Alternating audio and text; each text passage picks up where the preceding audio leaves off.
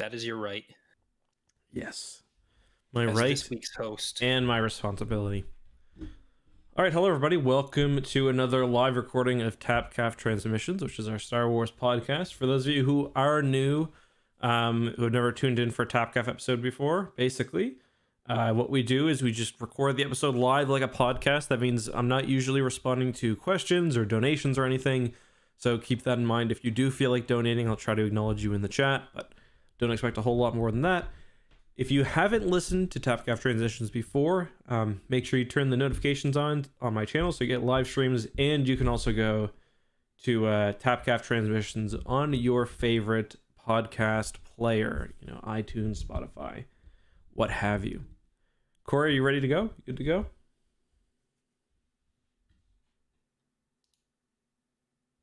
Corey?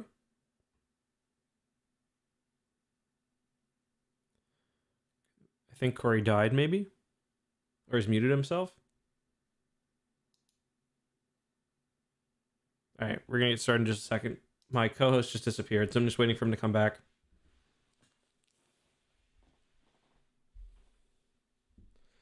I'll read chat for a couple minutes then until Corey gets back. Is cannibalism legal in international territory? Great first question. I skipped maritime law, so I can't answer that. Where were you when Corey was killed? Yeah, exactly. Where were you when Corey was killed? You know anything about Star Wars Hunters? I've heard, so I had a few people who, we'll talk about this more once the podcast starts, but I had a few people who played a beta for a Zynga Star Wars game, like in probably 2018, and I assume that's what this is. Can't say anything more than that.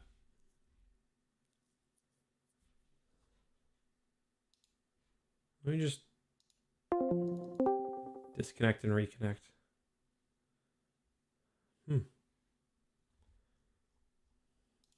Corey says computer. Oh, Corey just messaged me. His computer's restarting, so I'll take questions for a few minutes. His computer locked up. Why is Donkey Kong on TV? Because this is the stream lounge for X2, which is our the gaming channel we run, and we play Imperial Kart, and which is kind of like drinking Mario Kart. We'll be doing that tonight, actually. Yeah. What do you think of Moff Gideon's Cruiser? I like it. I mean, it's cool that they made a real model of it. Yeah. And yeah, Star Wars Hunters is a mobile game.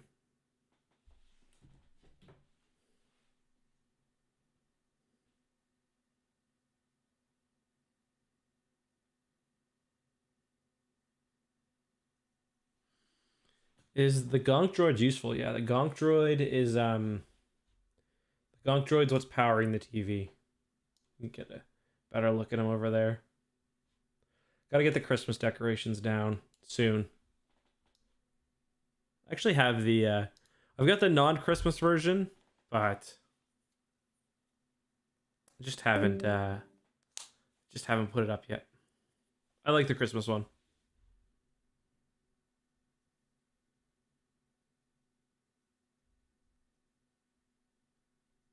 Yeah, Hunters is a mobile game. It's releasing on the Switch and iOS and Android.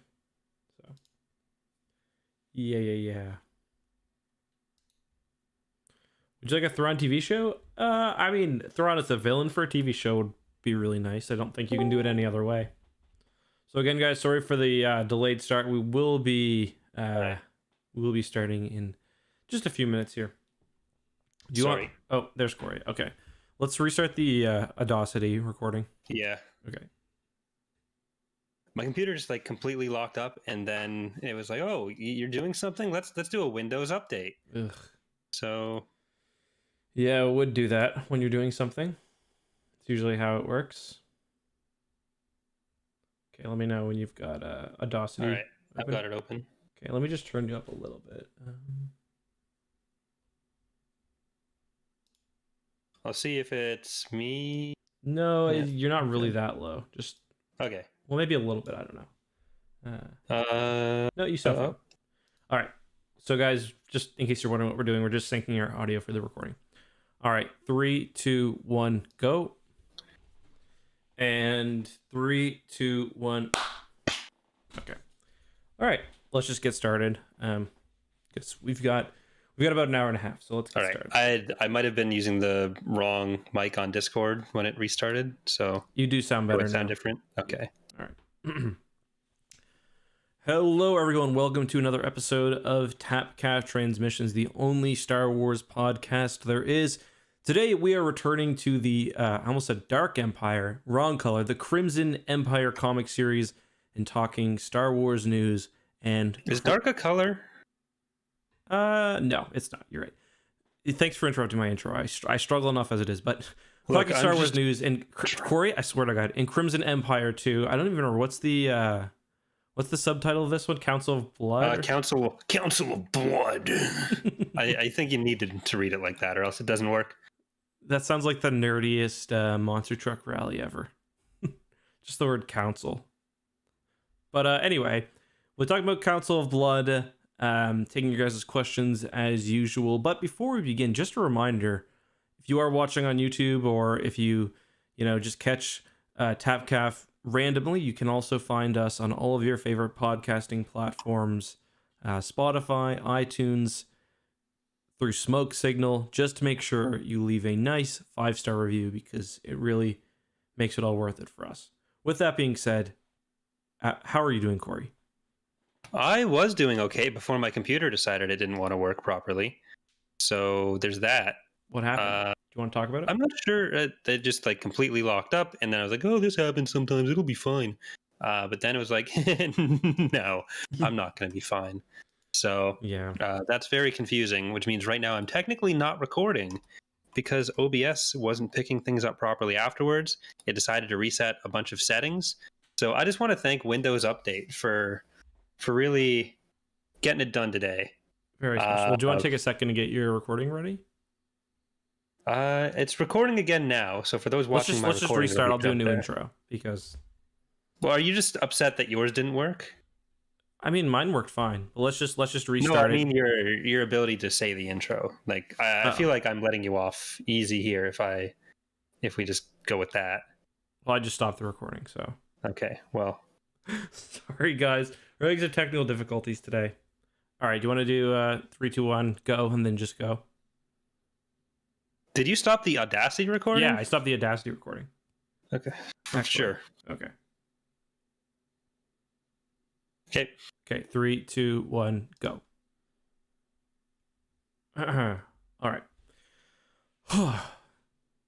Hello, everyone, and welcome to another episode of Tapcaf Transmissions, the most technically challenged Star Wars podcast in existence, and also the only Star Wars podcast. I'm joined, as always, by my friend, co-host, and sometimes lover, Corey Loses, to discuss Crimson Empire 2. How are you doing today, Corey? I'm doing great. How are you? I'm good. I thought you were going to address the sometimes lover thing, but just gonna let that's that why one it sounded sit. angry. Just gonna let that sit with the fans, I guess. The sometimes part that gets me. So this is our third attempt at recording this podcast. Thankfully, we didn't get too far the other times, but we've been having a few technical issues. But everything's fine now. And we are discussing, as I mentioned in my brief intro, the very fun. Corey, do you want to say it? Council of Blood. Council of Blood, which is part 2 of Crimson Empire, 6 issues, just like part 1.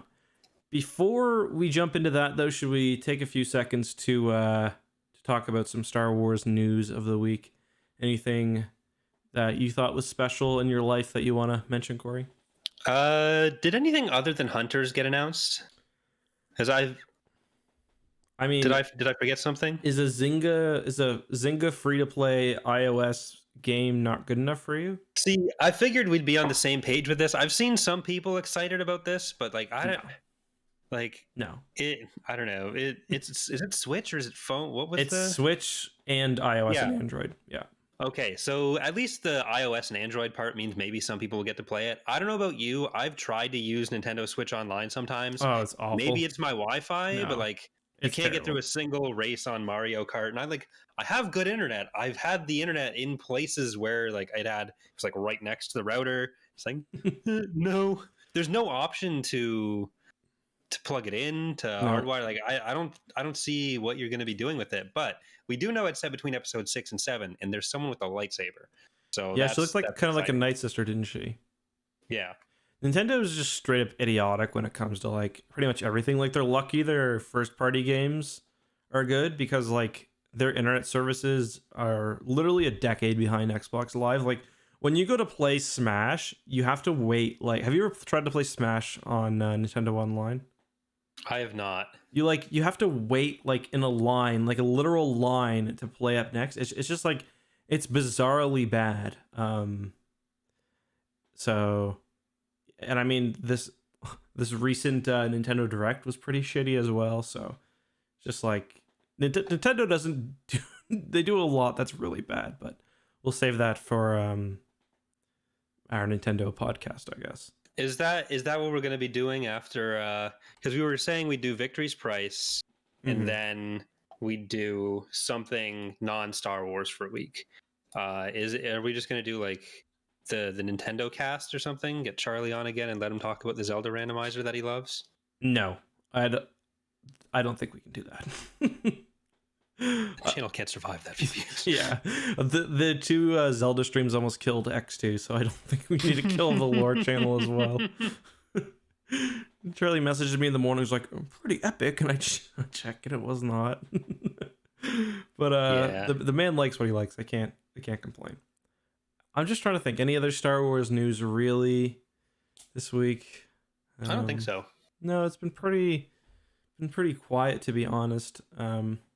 Hoping there were rumors that we were going to get Republic Commando on the Switch release at Nintendo Direct, which I do still think that Republic Commando on the Switch will be a thing eventually, and I just think it's going to be the most torturous game of all time.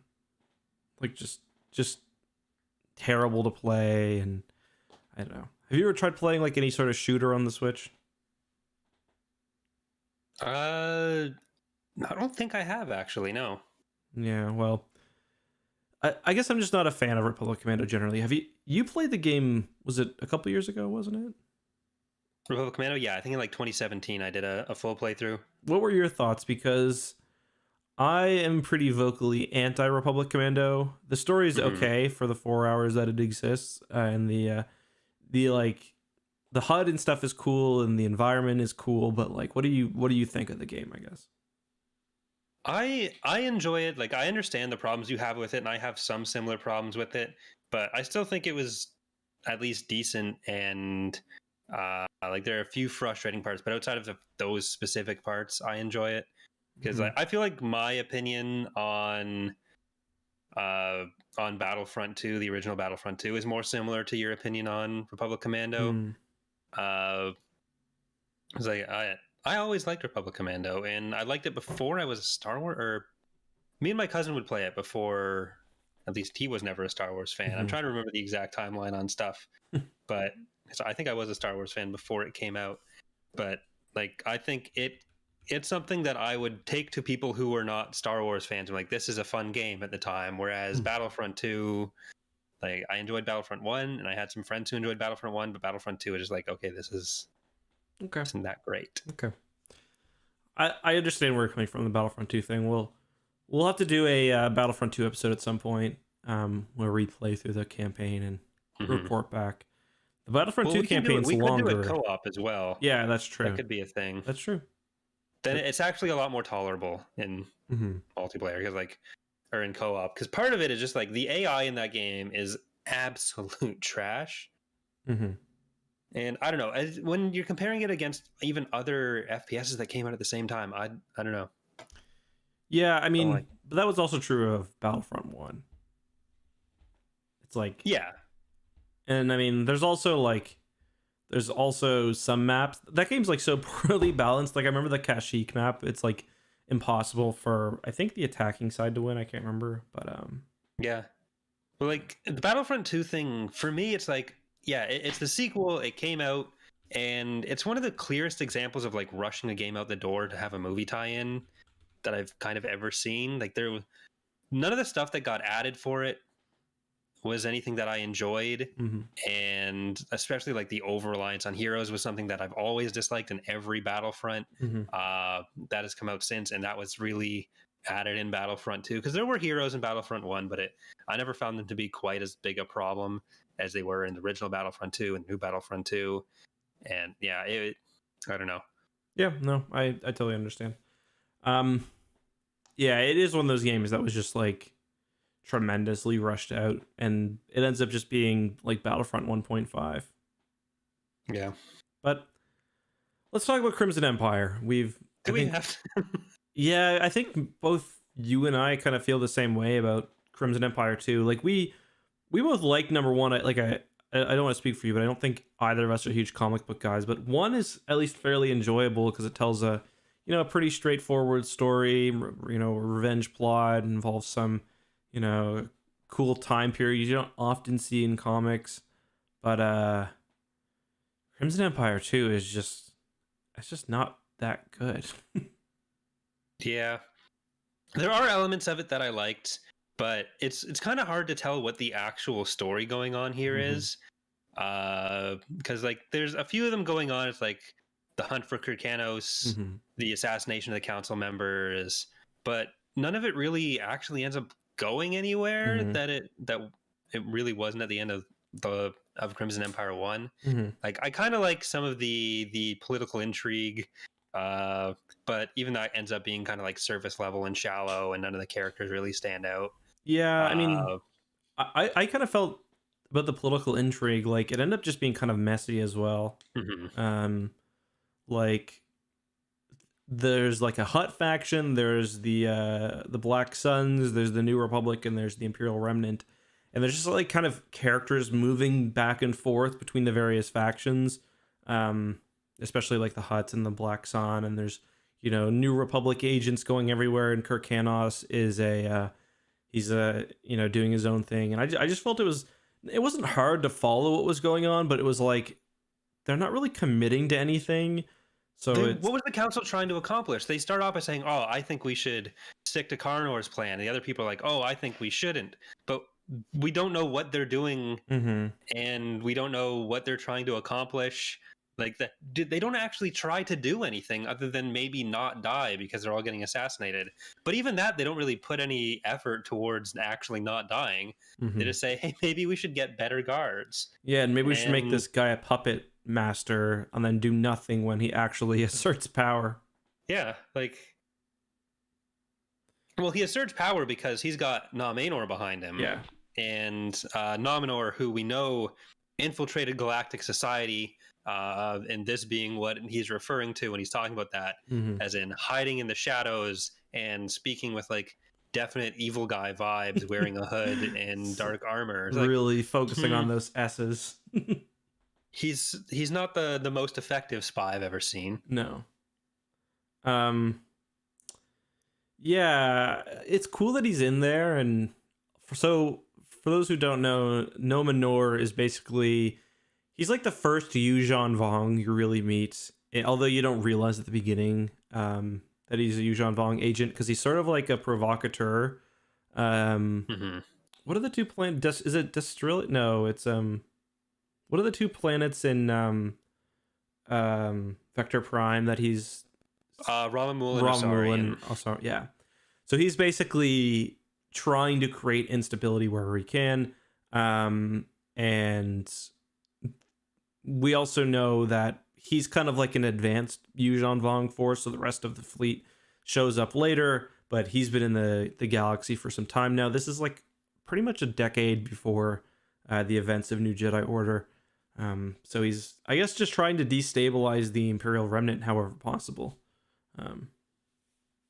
Yeah, well, we don't even know if he's trying to. Is he trying to like turn them into a force that the Empire or that the Yuuzhan Vong Empire can use when they show up, or is he trying to destabilize them? Is he trying to force them into conflict with the New Republic? All he does is say, "I have plans for you, Xandel Carivus," and then he just stays in the shadows. Doesn't tell Xandel. You don't have to tell the guy what your plans are. You do have to tell him to do something to accomplish it. And so far that was like nothing, except for maybe we'll assassinate more people, but assassinate them why? Because she voted against you in a vote you won. Like, what do you think? Yeah, I think part of the problem too is that like Dark Horse initially wanted to do the invasion storyline and then end up falling to Del Rey.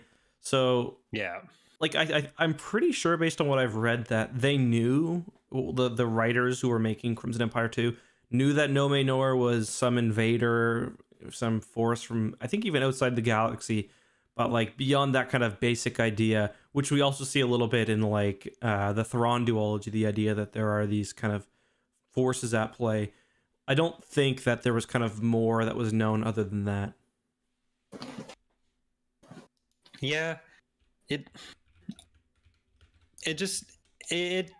doesn't really line up with what we later learn about Nomenor and how he was actually operating.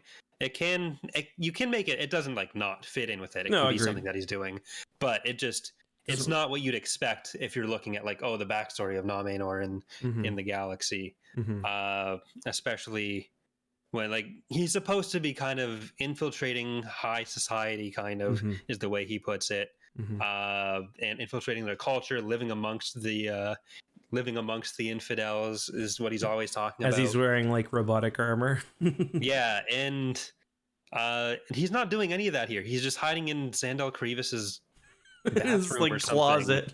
Yeah, I don't know. I've been playing a lot of Hitman, like off stream. It's kind of like my go-to game, and it just reminds me like of just the Hitman games where like if you disappear into a dresser, like they will never find you, like ever. Like you're basically invisible. Or like there's one level I was playing where you're like in Mexico and you can, despite the fact that you're like a white guy with a bald head, you can kill like it's India, not Mexico. You can kill an Indian barber, a native Indian barber, and just take over his persona without anybody batting an eye. They're like, yeah, this looks like the same guy. It's just kind of what I think Nomenor's probably doing. He's just like hiding in closets till people forget about him. He's, changing outfits really quickly. Yeah. Well, that actually kind of ties into something that we do complain about a lot, is that there's so much cloning going on everywhere. Yes.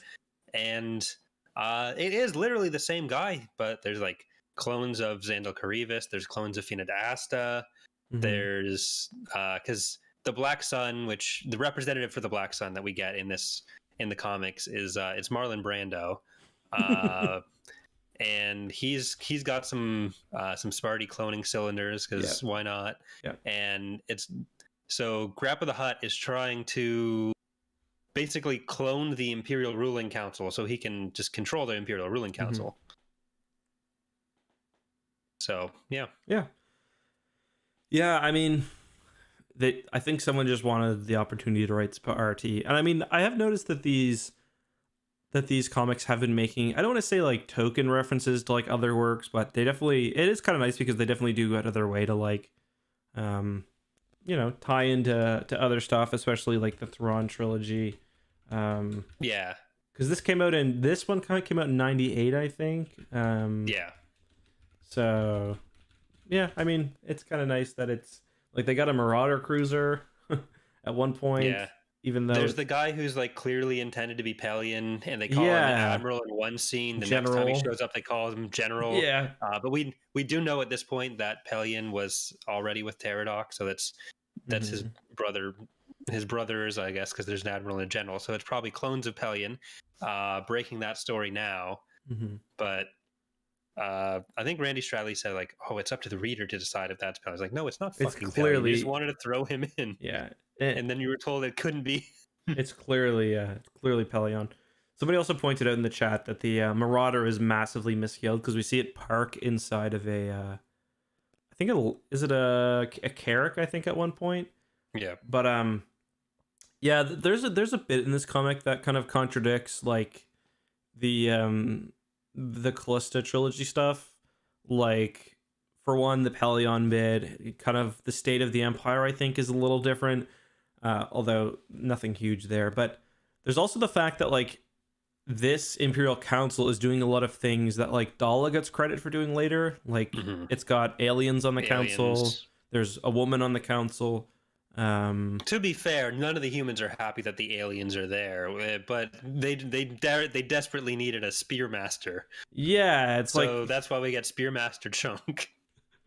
yeah, it's that was a little weird.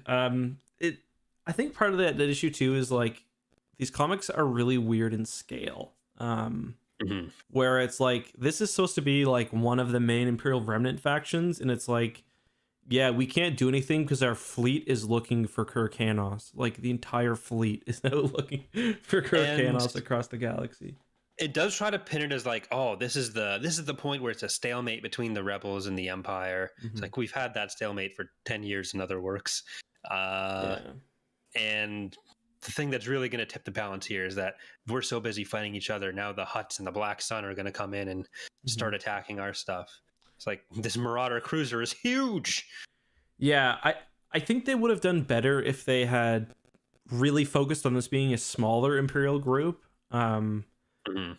Like, especially like having Pelion or the guy that looks exactly like Pelion as part of the fleet or as part of the group. Like that gives it some legitimacy. And I mean, this came out, quite a while after like all this timeline had been established. Because like Children of the Jedi came out in 95, and I think the entire Callisto trilogy came out 95, maybe late 96 as well. So Darksaber especially. So I mean, it's just kind of weird that it went the way it did. Yeah, like if they had associated more with the Moffs, who have to be somewhere at this point, because the Moff Council is still a thing. Like, is the Moff Council under the ruling council, maybe? And so would this make the Ord Cantrell forces the like? Which was the council that Isard was like involved with? Was that the Moff? Was that the ruling council? I think that was the ruling council, and that's the ruling council in this as well, right? Yeah. So it's just whether like it's actually the same various permutations. Yeah. We'd have to get a special guest Spearmaster Chunk on to tell us exactly how the transition of power happened there. Funkmaster Manos and Spearmaster Chunk. I just love because I was thinking when I read that his title was Spearmaster, I was thinking about like in I think it is Darksaber with Dala talking about how like the Deep Core warlords have each given themselves like more self-aggrandizing names, like Supreme Overlord of all the Empire, and like I can't really think of any others. So it's kind of nice to have the quaint, Spearmaster. It's like this guy knows what he does. Is he really the divine ruler of all Imperial forces? No, but he's really good with the spear. Well, is that like a ceremonial title, and really he's in charge of something else?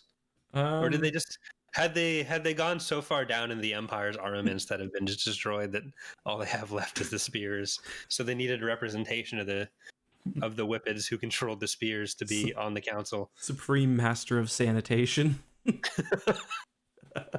It's like, this is Supreme Master of Sanitation Frank. He's just like a guy with a beard, just like, hey, gotta go crush a dart. I only got 10 minutes for break. Can we keep this quick? Scruffy from Futurama. Yeah, that's exactly what I was picturing. Like, I got some Star Destroyers in my shed out back. I can grab them if you want. I do like they do have some fun aliens as part of the ruling council. Like, I'm pretty sure there's a Chadra fan at one point. Yep. Well, I'm actually not sure if that's a Chatter fan, but it's very similar. You to know a that scene? fan. You can like, yeah. Well, they do the vote, and the Chatter fan I think is one of the ones that votes to get rid of Grievous, but I'm not 100% sure if that is. You only see it from behind, so yeah. Didn't the New Republic have a Chadra fan admiral? I thought. I don't remember any Chadra fan admirals. I do know that Techley gets most of the Chadra fan representation, but let me see. I'm curious now. I thought there was one for sure. Man, I might just be thinking of Techley. Are you thinking of like Atana Bot or something? What is he again? Isn't he a... Dornian. Yeah, no, I don't think so. I was thinking there was maybe he was just a captain. I thought there was one in one of the Rogue Squadron books, but I might be mistaken. I don't understand why so many alien designs in this have to be like they end up Jabba's kind of looking castle? like Given, but Oh, well, there was a but, like, Given in here. yeah, but there's the Given, but then every other alien that it introduces is just the same kind of weird, sullen, sunken-eyed skeleton kind of creatures. Mm-hmm. And I don't know, it just seemed like maybe they could have invented something new that wasn't that. Yeah, so we get a new species in this one. At least I think it's a new species. I don't know if they were ever featured before. They're The called... Zonobar. Yeah, I every time I saw that, I was like, the Zanzibar. So Yeah, you got to go up and get the Spartan laser. They'll take you. yeah, the great Zon Mixel. yeah. So it's these... I mean, they got a kind of creepy look to them. When they get mad, they kind of just like roll their eyes back, which I thought was kind of neat. But yeah, so they're kind of just like this another faction that's involved in all this. They're usually working with the Hutt, and they end up being the death of the Hutt as well. But we got a whole sort of issue also about Kirkanos, basically just fucking their planet up, which was fun. Yeah, it's almost like the Darksaber explanation of Jabba's palace, where there's the order of monks that Jabba moves in on and gets him to help him with his shit. And it seems like that's the exact same thing going on here, where there's the weird Zanabars, and Grappa just gives them this extra work in exchange. Like, he gives them the people to do their ceremony with, Yeah, in exchange for their services generally. which, to be clear, is like the best deal ever for a Hutt, because he has like they're basically... It's like if the Rancor was also like doing shit for you instead of just eating people, because he just pays them with meat basically. Yeah, but he's running low on meat in part of the story, so they're like, we're gonna need more people, or else you're gonna be the people. And at no point does Grappa think like, maybe I should give them my giant mantis, which is probably my favorite side character in this story. Another Mos Eisley patron. Yeah. Dr. Mandible. Yeah, I like the Mantis too. I love when sometimes Star Wars is like, okay, we've got this really interesting creature. It's a human with these things called brain tails. They wrap around their body. Or we've got this one who kind of looks like a devil, but, you know, fully sentient humanoid. And then sometimes it's like big ant or big mantis. Or Corrin with huge boobs. Yeah, that was a little odd. So there's also a scene that's definitely screen capable, where the Hutt is... It's to Kirkanos, he says, right? He's like, make sure you stay for the entertainment. And it's just like a really, just like very large-breasted Corrin. Yeah, like I did send you the picture directly if you want to. Oh, yeah. Hold on. That's a good call. Let me just pull that up. I also sent you a screen cap of my favorite line when the Zanabars are going to find Kirkanos after he escapes, and they just say, "Man gone." Hold on, I'll put these on screen real quick. Save image. Oh, why is it trying to... Okay, hold on one second. So yeah, like this is one. This is a really... Honestly, like, it was hard to control myself when I saw this image. I'm just gonna save it as sexy on my desktop. Next time Kelsey comes down to do something on my computer and she sees something, just the word sexy on my desktop, she's gonna click on it and be like, what the fuck is this? Hold on, sorry, chat. There we go. So yeah, quite revealing. I mean, yeah, I like them better when they're sailors in The Mandalorian. So I guess like the characters who are supposed to be the main characters are technically Mirathsin and Kirkanos for the series, but Kyrkanos is kind of absent for, especially the first issue. When he does show up, the comics start going a lot faster, not because he's adding much to the story, but because all of his scenes have like no dialogue to keep him mysterious. Yeah. And I don't know. I kind of find him to be like boring, generic, punchy, killy dude who doesn't like. He's starting to come around to the idea that maybe the Empire wasn't what he thought it was. Because there's one conversation between him and Mirth Sin where she's like, actually, my husband's dead and everyone's starved on my planet because the Emperor didn't give a fuck. And Keno's like, that actually, maybe like, I was told my wrong years things. of Imperial indoctrination were broken just like that. Well, he kind of starts thinking about it, but then he's still loyal to the Emperor. Yeah. And everything Mirth Sin does in this issue, or in this, in Crimson Empire 2, is much like in Crimson Empire 1, wrong. She kind of sucks at everything. Yeah, but I mean, in this one, she's got the advantage of Kyrkanos kind of being a different character, because now he does care about his friends, or his... Yeah, he doesn't say, you're not my friends and I don't care about you even once in this book. Yeah, so I thought it wasn't staying very true to his character. Yeah. Yeah, more like Jake Kanos. All right. Also, I know I don't usually do this, but I just want to highlight Saeed's comment on my YouTube chat. He said, "Damn boy, she kind of bad though." Probably in reference to the Quarren. So yeah. So Mirth Sin, she tries the Leia shtick of dressing up Mara Jade. Who looks very different in the cover versus when she shows up in the comics. Though in the last frames, or in the last scene, she ends up looking more like the cover version of Mirth Sin. Like, is Mara in this? When I saw her on the cover the first time, I was like, oh no, that's Mirith. Yeah. Mirith, not Mara. But unlike Mara, everything she tries just turns to shit. And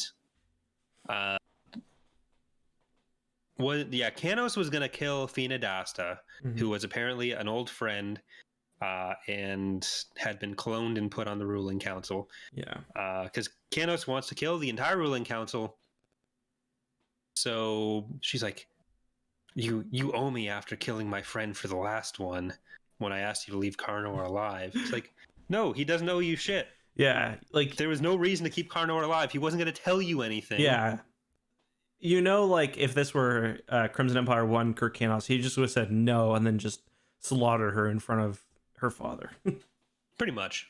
And killed the clone, just to be safe. Yeah, and he's got the entire ruling council in cells where Grievous had put them. And he kills Grievous, and just Mirith is like, you know what? You could just go and wipe them all out right now. They're all right there. It's like, no, enough people have died today. Like, you're still gonna try to kill them. Just go do it. Yes, but tomorrow. I swear to God, if that's what Crimson Empire 3 is about, I'm gonna be upset. That is not what Crimson Empire 3 is about. Oh, thank God. It's about it is about another Imperial warlord, though. I'll say that. Ooh. I forget it. NX Deviant, I'm pretty sure is. Oh, that's Deviant. Okay, yeah. That's the restored Empire stuff. Yeah. Yeah. But one other thing, though. Well, yeah, it's Empire Lost, so it's man gone, then Empire Lost. A sad turn of events. I think the ruling council thing kind of is a good example of the issue that I have not only with Crimson Empire 2, but also like the Dark Empire follow-ups, is instead of making a new storyline, they're kind of just taking the general idea from the first comic and trying to make it like without doing any sort of legwork, they're trying to expand it to a larger scope. Like, so in this, we learn that somehow the ruling council contributed to Palpatine's the death of his clones, but I don't think that's really adequately established, in my opinion. Like, well, they just supported Karnor's poisoning. That's basically what that comes down to. Yeah. Yeah, I suppose. And we still don't know what their plan is, like why they're important, what their plan is, what they're doing to enact that plan. Their fleet here is like the Carracks, because we know they used to have 2 Star Destroyers with Emperor's Revenge and Steadfast or Stalwart. Well, there's a shot of a Star Destroyer early on, but yeah. But they're not doing anything. They're just dying. and then wondering why they're dying. Yeah, that's one thing I didn't like also about this comic, even more so than the first one. I thought the art was really lazy, especially for like, well, not lazy. I just didn't think it was very good. But like the space battle scenes were pretty lazy, because they were just. It's basically just like someone Googled Marauder PNG and then like X-wing PNG and put them on opposite sides of like a Photoshop document and called it a day. And then like for the next image, they like move the X-wing but not the Marauder, and it's like, we good? Well, there's the chase in the forest with, or I guess that's not forest, that's rocky towers. Those aren't trees. Where they've got Mirathsin's A-wing and Kirkanos is like holding on to the back. That was kind of while they're being chased by the little Hut land speeder thing. Mm-hmm. And you'd think they'd be able to outrun that. I'm not sure if that was supposed to be a starfighter, the Hut thing, or if it's just a land speeder. Looked like that green speeder from Empire War. Although I'm pretty sure that's a prequel speeder, so I think that was the one from the GN speeder. It wouldn't be that, yeah. But yeah, it looks like it's meant to be a Hut design, Yeah. but there's no way she's going as fast as that A-wing can go because he's still holding on. So they were very easily able to get away had they actually chosen to. Mm-hmm. Just get cozy in that cockpit for like a minute and go more than 5 miles per hour. Yeah, I love in Star Wars when there's like situations where you're trying to fit two people into one starfighter and they just like don't even try. They're like, the X-wing's only designed for one person. It's like, at least try though. Like they fit Hokash Ekwash in one. Like he's what are you doing with the picture? Oh, nothing. Just focus on the podcast. Okay. Just I don't like it. Focus on the podcast. Anyways, I don't even know what else I want to talk about. I'm just gonna here. I'll read you my notes for this episode. I'm sure they're gonna be pretty enlightening. I took 4, I think. Crim Empire 2, Council spelt wrong, of Blood. After Star Wars, I assume I wrote that because the beginning of the book uses the old ASW instead of BBY and ABY. Did you notice that? No. They did. Cool. My first note was aliens on the council and women, sorry. And then Kerr and Sin both with Hut, and then Simp Canos and Easy Indoctrination Break. EZ. So, did you like the Dasta fighters? What were they?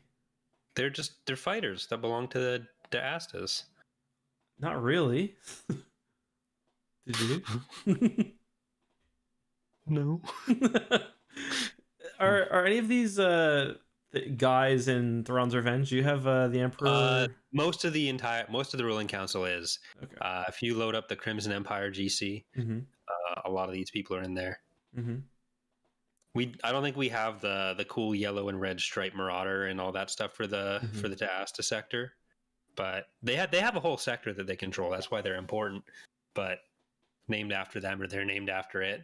Yeah. But I do think we should talk about the fact that Grapple lives in a giant honeycomb. Yeah. And then it gets shot, and he's like, "No." He's just like, "Look at my house," and the honeycomb's got a big hole in the top. Yeah. All right. Well, I think that covers my notes as well. It's just it wasn't enjoyable. Like I don't know what to say. Like at least I didn't like Dark Empire 2, but at least it looked interesting. This was just really, really bland. There's some fun moments, but yeah. I don't know. Yeah. But at least in the other one, Crimson Empire 1, we have Karnor Jax, who's like at least kind of an interesting enemy. Like I'm tired of Huts. Like, oh, we've got Hut who's not Jabba, but like Jabba in every way. Like we're about to deal with that again when we do Darkseid, close to book 3, whatever the fuck it's called. So yeah, like usually I like some of the stuff for the world building, but there's not much world building here. No. We get that the council is there, but we don't get context for how it fits into the Empire, how big it is, or other than like Ord Cantrell, where it is. We don't get any idea of what they're trying to accomplish, like I've been saying. And as far as the character stories go, Grappa just kind of seems like discount Jabba in some ways. Some of the stuff that happens with him. More like Crappa, am I right? Well, we get Well, the fake bounty hunter plot that doesn't go anywhere. We don't we know he's trying to get into the ruling council, but since we don't know what the ruling council is doing, we don't know what that really matters. The ruling council is literally just dying and being bullied around by a Yuuzhan Vong sleeper agent. Yeah. And as far as like the characters that exist between Crimson Empire 1 and 2, there's no actual character development for either Mirror of Sin or Kirkanos. Like, yeah, Mirror of Sin, we get some backstory of like what happened with their husband, but with Kerr, he changes, but it's like not earned. Yeah, he doesn't do anything to change. He shows up and is already different. He's still bad at like disguises and fake names because he's called himself like Commander Kill or something. Commander Epic Imperial. Don't question it. It's my mom's maiden name. It's Kill. It's something Kill. Is it Killix? Kenmore Kill. Yeah. Killix Kill. Killenstein. It's both two K names, and it's very obvious who it is if you put more than 3 seconds of thought into it. He doesn't even have a full face mask either. Yeah. Kenix Kill. Ghostwish list. Yeah, like the individual. I'm not saying that Grappa doing the same things as Jabba, but like the individual beats of that story tend to be just a grab bag of stuff that we've seen from Jabba. Because like aside from the plot of trying to take over the Empire, which again we don't know what that's going to accomplish because we don't know what the ruling council is doing, getting the clones in there, like I assume they work for him. We get the thing at the end where like, oh, Fina was actually selling the information or telling Grabba the information, but like the party is just, hey, look, we remember this from Jabba's palace. The how Mirror of Sin gets in is, hey, look, we remember this from Jabba's palace. It's just, yeah. Yeah, I mean, it's just kind of boring. I don't think there's any other points I wanted to mention. The Yuuzhan Vong stuff was nice. Yeah, it's nice that they do tie in the Killix and Vong and stuff in that way, but it still didn't feel like that was what they were actually doing. Yeah. So yeah, I guess that's all. With the Vong, like Killix, you just have them out, but yeah. I mean, was Mr. Pinchy meant to be like a Gorog or something? I don't think so. He's more like a praying mantis than an ant. Yeah. Well, the Killix come in many shapes and sizes. Yeah, but they're all no, sort of... it's not Gorog that's the big one. That's just the... Gorog's like the name of the hive, isn't it? Isn't that the dark nest or whatever? Yeah, it was the other one. Fuck. There was the big tanky ones. I think they were just called Thick Killix. They weren't just called Thick Killix. I'm pretty sure like Killix only a thing because some fucking times Troy Denning wanted to make a more violent Star Wars book, and they're like, just kill the bugs. Well, yeah, we got that with the with the assassin bugs trying to get Tenelka's family. It's like all the kids were just stomping on. Was it Ouroboros that was the big ones? I don't know. That does sound right.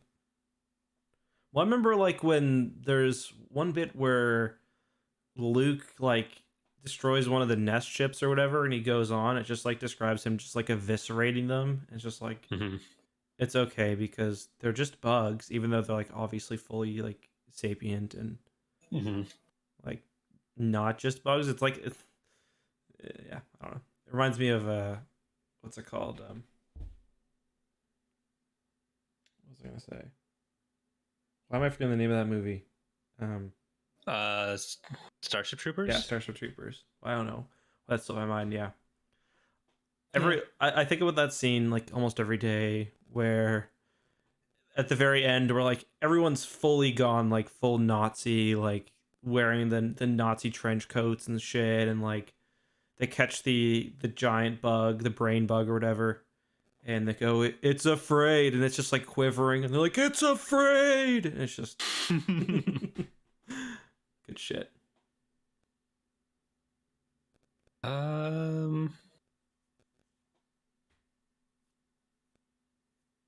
So, do we want to get to emails then?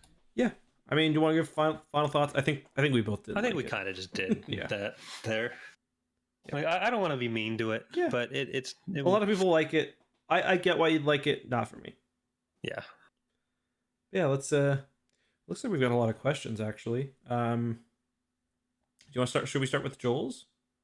Did we answer Justin's at the end of last episode? The Bradium. Yeah, we mentioned. Yeah, we did. Okay, okay. So yeah, that means Joel's is the first one here. We actually answered most of Joel's because he asked, was the Nam Amar always meant to be a Vong agent? Kind of, not necessarily the Yu Zhan Vong, but as something like a foe like that. It just hadn't been established yet what the Vong would be fully, and even to the extent that it was set up, Dark Horse wasn't necessarily getting all that information, because here we have yet another example of Del Rey or Dark Horse and Del Rey / Bantam not really being on the same page with some stuff. Yeah. Jay asks, and to be fair to Dark Horse, they tend to be the one that is more willing to incorporate others. But yeah.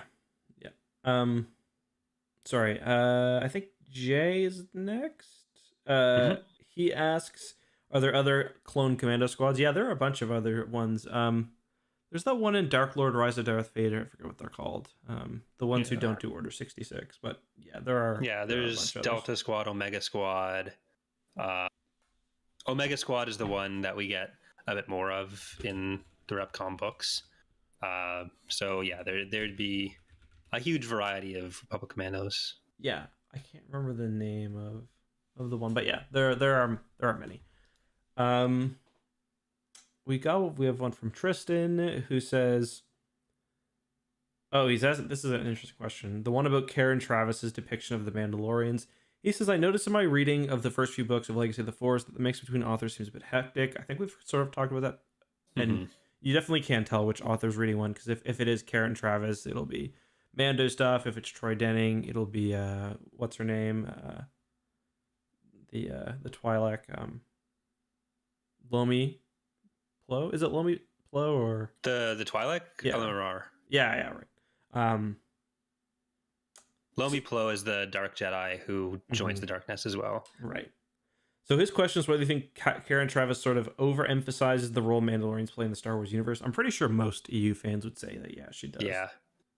Because she's someone who who takes the 4 million total clones as that is what that number means, and that is everyone in the Clone Wars, even though you could crew 2 Venators and have some ground forces with that. And then you get the thing where Django is training Jaina, or the clones are training Jaina and how to beat Boba. Jason. Or not Django. Even Karen Force Travis Ghost Django can't survive without his head. But his advice is don't get your head cut off. Because apparently the Mandalorians are the experts on how to take down a Jedi or a Sith, despite the fact that especially at that point, they haven't done it in a while. And they lost the other war. They never really do it that well, but So good question though. I think that's a pretty common Karen Travis being loving Mandos is a there's a copy post on my Discord server about something I said about that, but can't be repeated. Cedric asks, could you guys do an episode on Outbound Flight? Yeah, we'll definitely do that. That's one that we could probably slot in pretty much whenever, right? Yeah, it might be interesting to try to do it right before we do Duology? Star Wars : the Star Wars :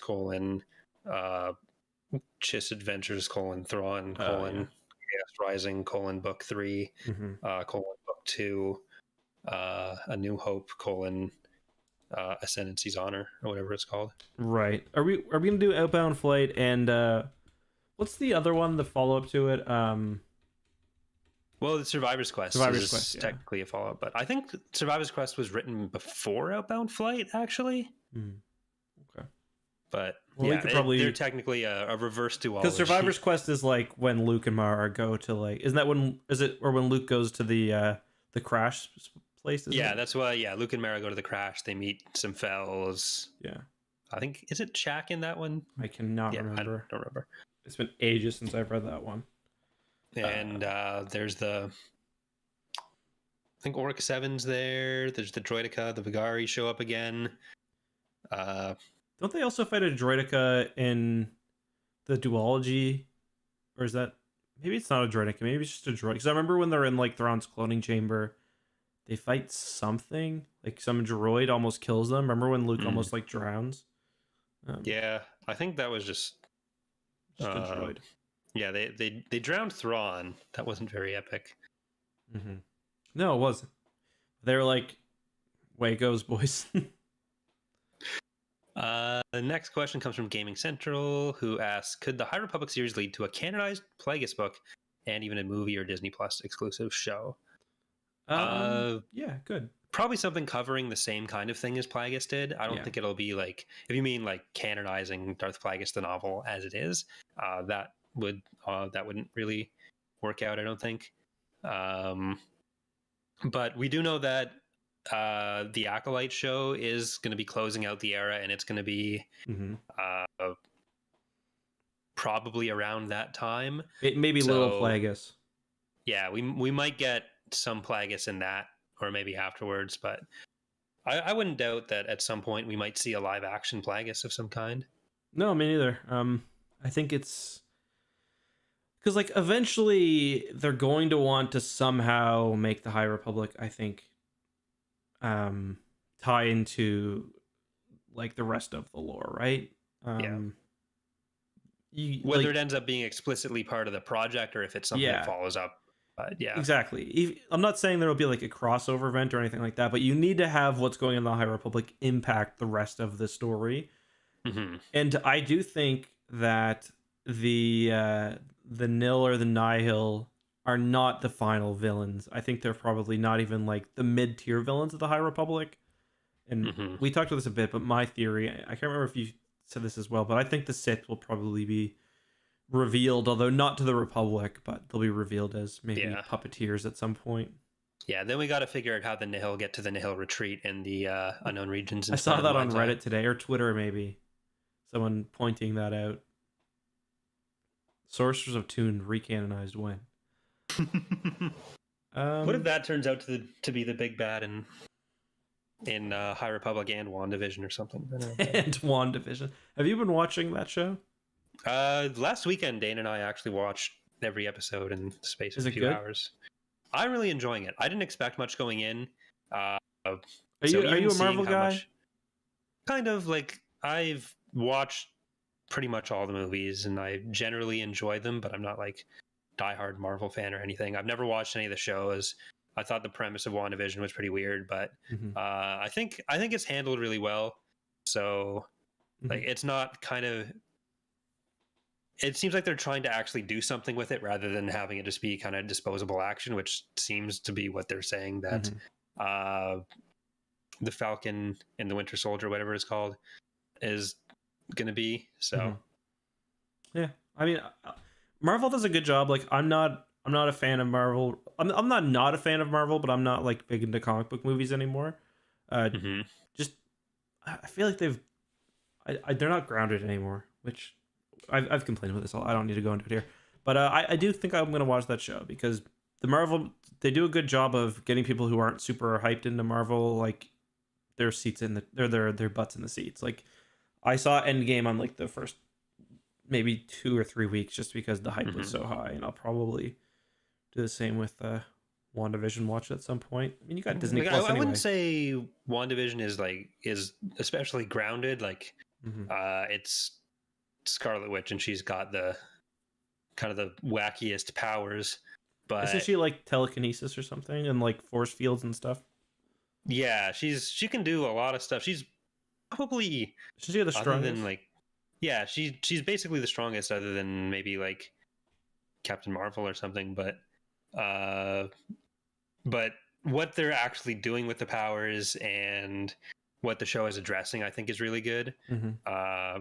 So I don't want to spoil anything. So Yeah, I mean, I can kind of imagine what's going to happen. Like, I know that there's something not quite right without having seen it. I'm sure it's like a Thanos thing. But anyway, yeah, maybe we could do an episode on that. I'd be interested. We could watch that because it's pretty hot. That could be fun.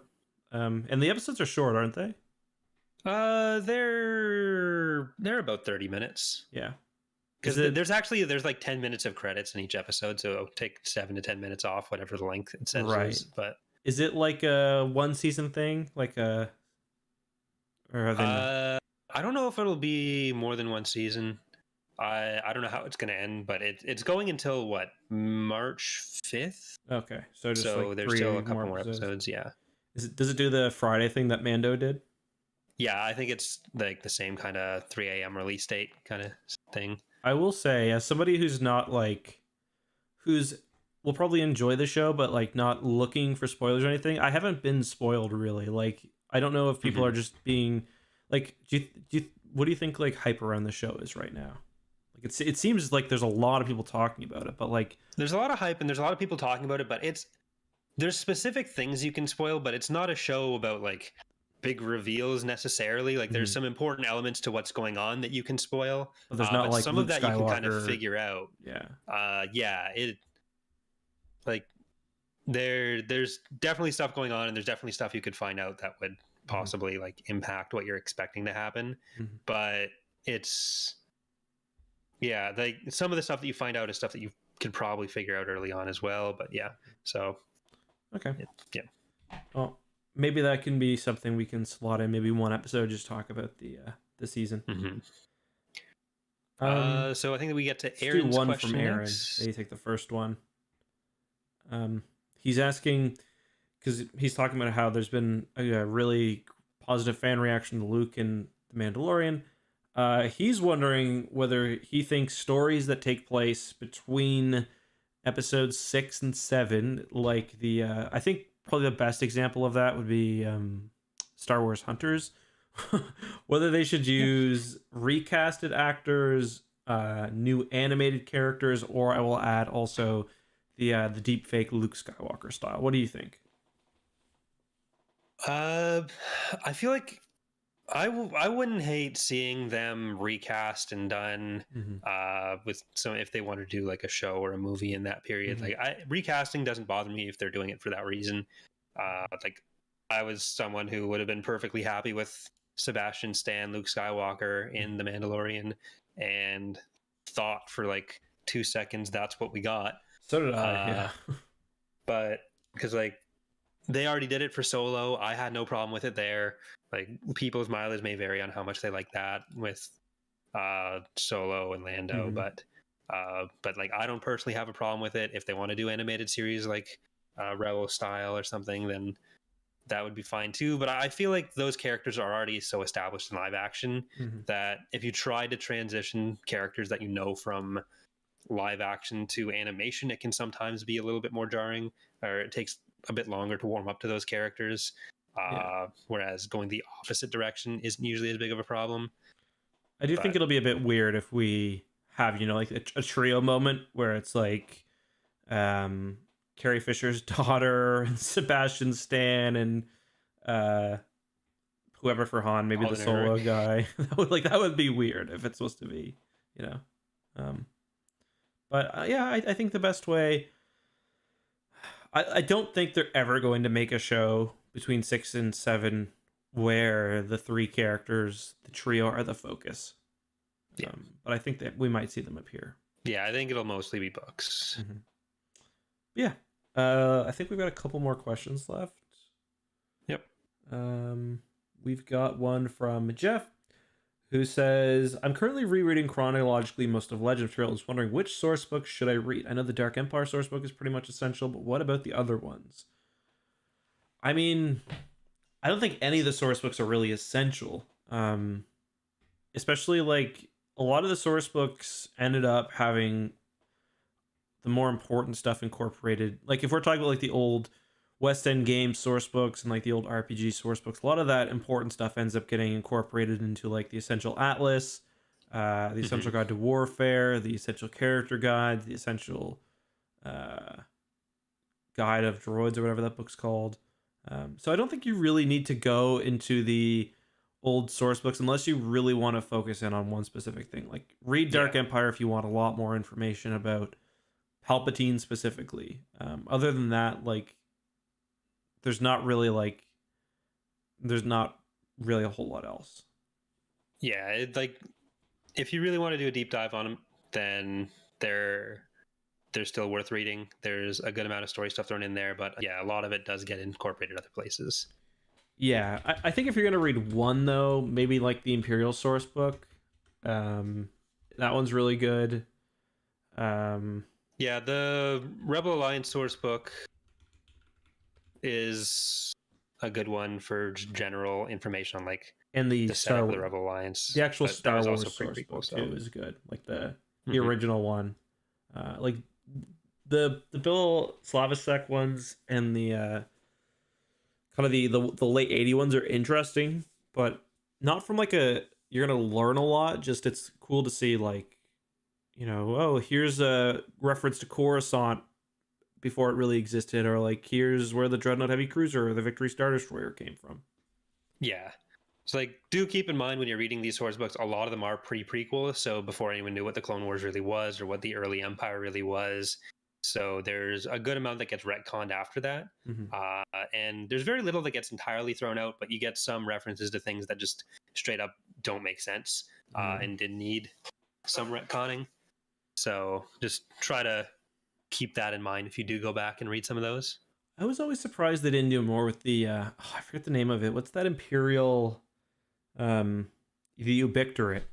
They're always mentioned a lot in those old source books, and besides for the Ubictorate's mentioned, I remember in the Thrawn duology, but it's in the Thrawn trilogy. Yeah, a little it's the bit. Ubictorate base at Opera Sky. Yeah, and that's the same one. Isn't that the same one they go to in the duology as well? I think it's the Ubictorate at Yaga Minor in duology. Yeah, but yeah, it's cool to see the little stuff that made the cut and the stuff that didn't. But other than that, you can get most of your information from. I mean, you also have to think about what a RPG source book is.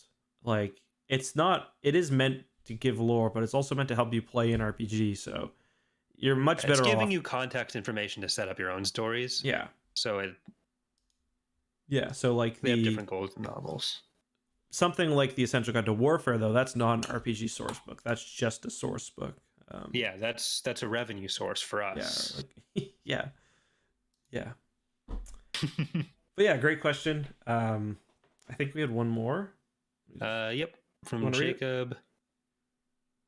So you guys may already know this, but if you purchase a book to the Kindle store and get the Alexa app on a phone, it'll give you the audiobook unabridged for a lot cheaper. That is true. It's read in Alexa's voice, so it's not always perfect. But you can set speeds and stuff. So that will be handy for anyone who's looking for audiobooks of stuff that's in there. But sometimes the voice is a bit much. You can also find if you know where to look, they do have accessibility versions of pretty much every Star Wars book. So I think they were made for like the Library of Congress originally. Yeah. I've listened to some of them and they're actually pretty good. Like I expected them to be very monotone. But really literally just reading it word for word. But I listened to Death Star, which doesn't even have, or a good chunk of Death Star, which doesn't even have an audiobook at all. It didn't even get an abridged one. And like the guy does different voices for each character. Obviously doesn't have music and sound effects and stuff, but it's pretty good. It's definitely readable or listen toable. Listen toable is good. Yeah, that was my Rickism of the day. All right. With that, I think that wraps up Crimson Empire 2. Yep. So next week we're going to be talking about Crimson Empire 3. It's better. It is better, from what I remember. Empire Lost. And then the week after that, we are going to be talking about Victory's Price. Then the week after that, we don't know. Maybe WandaVision, maybe something else. But Yeah, I make mean, sure if you guys that do your lines up with the homework. WandaVision finale, it could. Yeah, that kind of does. You said it ends on, because that'll be the 4th, or no, that'll be the 11th. That'll be the 11th, and the finale of WandaVision is on the 5th, I believe. Okay. So it would line up. Okay. Then after that, we will do your homework. 2 Crimson 4 Empire, which is the 4th book of Crimson Empire. Good night, everybody. Corey, say good night, please. No. Okay. Good night, people. Remember, rate the podcast 5 stars. Good night. Love you. Kisses. Okay.